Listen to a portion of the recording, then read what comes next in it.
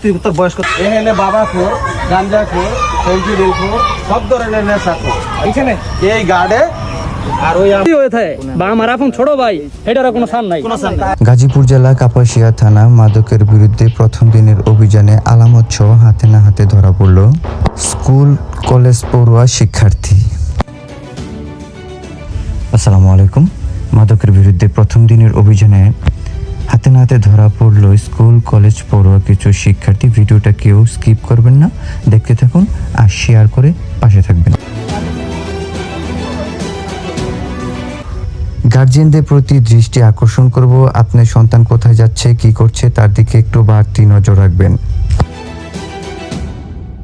অতিষ্ঠ নেই, সাংঘাতিক ভাবে অতিষ্ঠ। মানে কেন অতিষ্ঠ? এই কারণে অতিষ্ঠ, মাদক সেবনকারী এবং মাদক ব্যবসায়ী দুজনকেই হাতে নাতে ধরতে পারলেই দেয়া হচ্ছে কঠিন সাজা।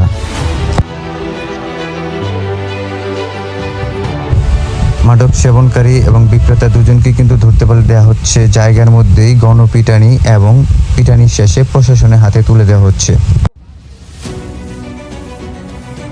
প্রথম দিনের অভিযানে ভাওয়ালচাঁদপুর সরকারি প্রাথমিক বিদ্যালয়ের দক্ষিণ পাশে যেই একটি পুকুর পাড়ে সিঁড়ি আছে সেখানে কিন্তু কিছু স্কুল পড়ুয়া এবং কলেজের শিক্ষার্থীকে কিন্তু আলামত সহকারে এখানে ধরা হয়েছে এবং এলাকাবাসীর বক্তব্য শুনে দেখা গেছে যে এইখানে প্রতিনিয়তই কিন্তু মাদক সেবন করা হয় এবং এই বিষয়টাতে এলাকা যারা আছে ওরা খুবই বিরক্ত।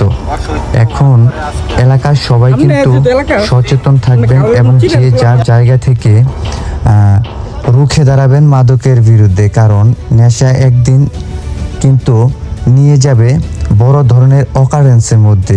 যেমনই নেশা করে নেশাগ্রস্ত অবস্থায় আপনার বোন ভাই অথবা বাচ্চাদের উপরে আসতে পারে ইপটিজিন এবং ধর্ষণের মতন জঘন্য কাজ। সেজন্য যে যার জায়গা থেকে আমরা মাদকের বিরুদ্ধে রুখে দাঁড়াই।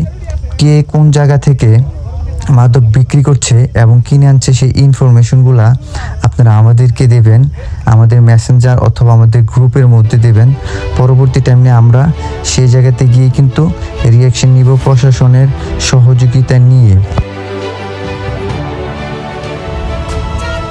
যেহেতু এখানে স্কুল এবং কলেজ পড়ুয়া শিক্ষার্থীকে প্রথম দিনে হাতে নাতে ধরা হয়েছে, তাদের ভবিষ্যতের কথা চিন্তা করে তাদের চেহারাগুলো ব্লার করে দেয়া হয়েছে।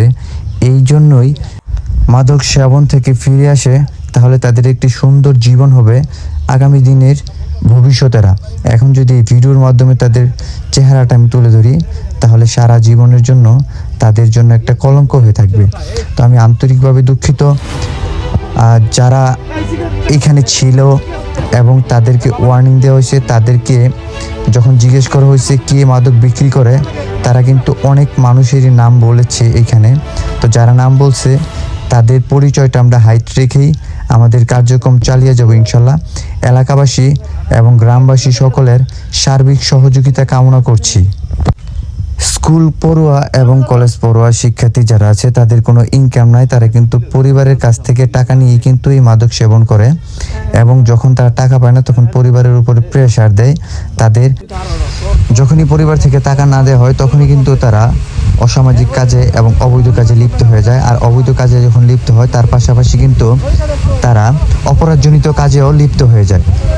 এখন আমাদের সমাজ এবং আমাদের এলাকার নিজের ভাই বোনের ভবিষ্যতের কথা চিন্তা করে যে যার জায়গা থেকে মাদকের বিরুদ্ধে রুখে দাঁড়ান এবং কোন জায়গা থেকে মাদক বেচা কেনা হচ্ছে, কে এই কাজ করছে, সেই ধরনের ইনফরমেশনগুলো দিয়ে মাদক বিরোধী যে গ্রুপটা আছে সেই গ্রুপের মধ্যে আপনাকে জানিয়ে দেবেন এবং তারা আইনের সহযোগিতা নিয়ে তারা মাদকের বিরুদ্ধে অভিযান করবে।